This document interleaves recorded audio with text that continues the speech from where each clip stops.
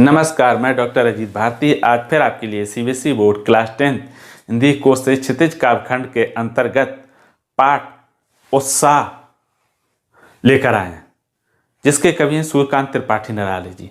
तो सन 2010 से लेकर 2020 तक बोर्ड परीक्षा में जो इस पाठ से संबंधित प्रश्न पूछे गए हैं उन्हीं को आज हम कवर करने वाले हैं।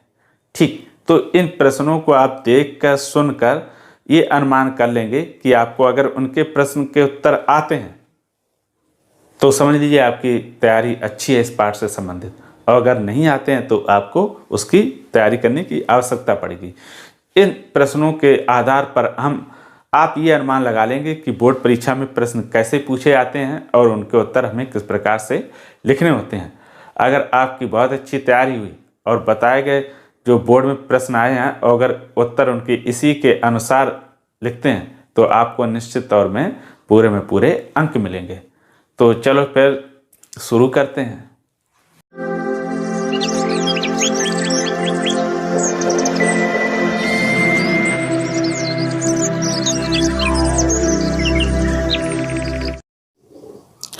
पेपर 2010 से 2020 तक पाठ उत्साह कवि सूर्यकांत त्रिपाठी निराला। सीबीएसई बोर्ड परीक्षा में 2010 से 2020 तक पाठ उत्साह सूर्यकांत त्रिपाठी निराला से पूछे गए प्रश्न और उनके उत्तर। तो 2010 में पूछे गए प्रश्न नंबर पहला, उत्साह कविता में बादल किसका प्रतीक है?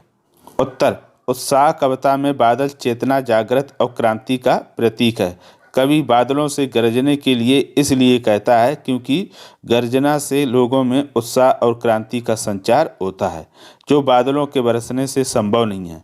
वह समाज में बदलाव लाना चाहता है, लोगों में नया जोश और क्रांति लाकर उन्हें जागृत होने के लिए प्रेरित करता है, इसलिए बादलों का गरजना आवश्यक है। तो प्रश्न में कहा गया है कि उत्साह कविता में बादल किसका प्रतीक है। बस सीधे ध्यान रखना, बादल किसका प्रतीक है? जागृत और क्रांति का। और वो चाहता है जिस प्रकार बादल गरजते हैं उसी प्रकार लोगों के अंदर भी क्या हो जाए? जोश और उत्साह भर जाए। प्रश्न अब 2011 में आया था प्रश्न नंबर दूसरा, कविता के शीर्षक उत्साह क्यों रखा है?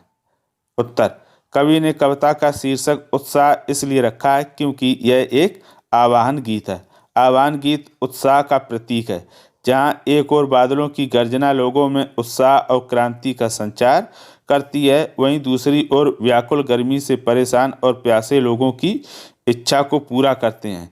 कवि इस कविता के द्वारा लोगों में नई क्रांति और उत्साह संचार करना चाहता है। 2012 में पूछा गया प्रश्न नंबर तीसरा, उत्साह कविता में बादल किन किन अर्थों की ओर संकेत करते हैं? उत्तर, उत्साह कविता में बादल निम्न अर्थों की ओर संकेत करते हैं। पहला, बादल जोश, उत्साह और क्रांति का प्रतीक है। दूसरा, बादलों को काले घुंघराले बालों वाला बताया गया है। तीसरा, बादलों को बच्चों की कल्पनाओं की तरह बताया गया है।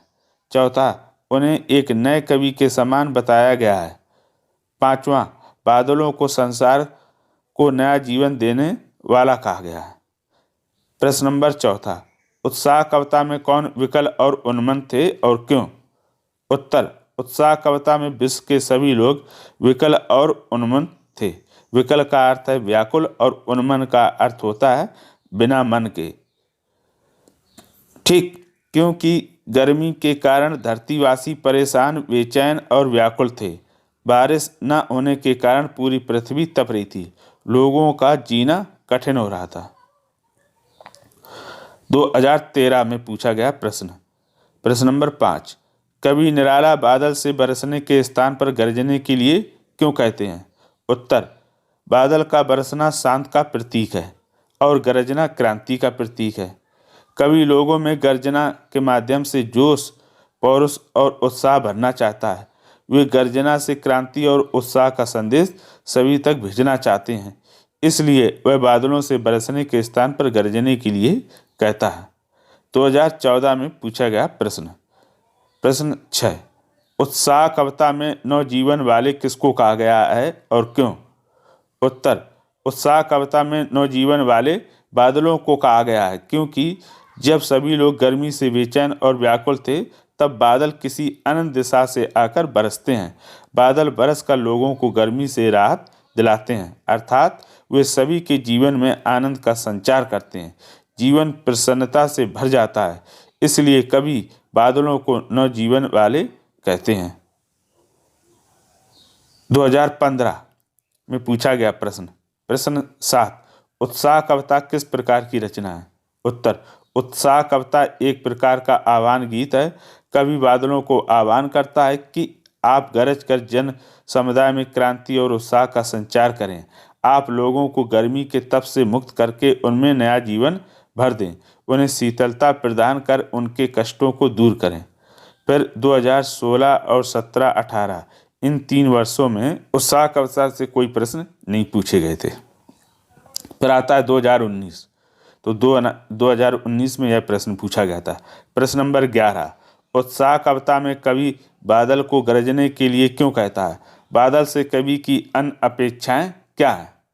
उत्तर, उत्साह कविता में कवि बादल को गरजने के लिए इसलिए कहता है क्योंकि वह लोगों में उत्साह और क्रांति लाना चाहता है। उससे कवि अपेक्षा करता है कि गर्मी से व्याकुल, पीड़ित और बेचैन लोगों को छुटकारा दिलाए। 2020 प्रश्न नंबर 12, उत्साह कविता में कवि ने बादल के किन रूपों की चर्चा की है, स्पष्ट करके लिखिए। उत्तर, उत्साह कविता में कवि ने बादल के निम्न रूपों की चर्चा की है। पहला, बादल क्रांति, जोश और उत्साह का प्रतीक है। इसके माध्यम से कवि लोगों को प्रेरित करता है। दूसरा, बादल नवजीवन और शक्ति का प्रतीक है। कवि इन प्रतीकों से जन समुदाय को नया जीवन देकर उनको शक्तिशाली बनाना चाहता है। तीसरा, बादल बच्चों की कल्पना के समान है जो बदलते रहते हैं। समाज में भी कवि परिवर्तन चाहता है। प्रश्न नंबर 13, उत्साह कविता में कवि का कोमल हृदय और क्रांति रूप दोनों दिखते हैं, यह कैसे कहा जा सकता है? उत्तर, उत्साह कविता में कवि के दोनों रूप इस प्रकार हैं। पहला, कवि का कोमल हृदय, वे बादलों को बालकों के सरल मन और पल पल में बदलती कल्पनाओं के समान बताते हैं। निराला जी बादलों को एक नए कवि की संज्ञा देते हैं। दूसरा, कवि का क्रांतिकारी रूप, वे उत्साह से बादल का आह्वान करते हैं, नव निर्माण की कामना करते हैं, नए विचारों के साथ आगे बढ़ने की बात करते हैं। तो ये 2 हो गए क्या जो इन्होंने पूछा था कि उत्साह कविता में कवि का कोमल और क्रांतिकारी रूप, यानी दोनों रूप दिखाई देते हैं। प्रश्न नंबर 14, उत्साह कविता का शीर्षक सार्थक है, सहमति में तर्क लिखिए। उत्तर, इस कविता में हलचल, विप्लव यानी विनाश और क्रांति चेतना द्वारा समाज को प्रेरित किया जा रहा है। नवीन कल्पना और नया जीवन लाने के लिए उत्साहित किया गया है। बादलों को उत्साह के लिए आह्वान किया जा रहा है। इस दृष्टि से कविता का शीर्षक सार्थक है। तो ये उत्साह कविता के प्रश्न उत्तर पूरे हो गए। तो वैसे ये इस पाठ के आपको प्रश्न उत्तर जो पहले प्रीवियस पेपरों में आ चुके हैं पसंद आए होंगे और ये भी समझ में आ जाएगा कि इस पाठ से संबंधित प्रश्न किस प्रकार से पूछे जा सकते हैं। कविता बहुत छोटी है लेकिन प्रश्न बोर्ड में घुमा घुमा कर अलग अलग ढंग से पूछे गए हैं, इसीलिए आपको तैयारी भी उसी ढंग से करनी होगी। अगर किसी प्रकार की इस पाठ से संबंधित कोई समस्या हो या प्रश्न आपके पास हो जिसको उत्तर आपको नहीं आ रहे हैं तो हमें कमेंट करके अवश्य बताएं और ये भी बताएं कि ये प्रश्नोत्तर आपको कैसे लगे। तो फिर आज के लिए इतना ही। आप हमेशा स्वस्थ और सुखी रहें। धन्यवाद।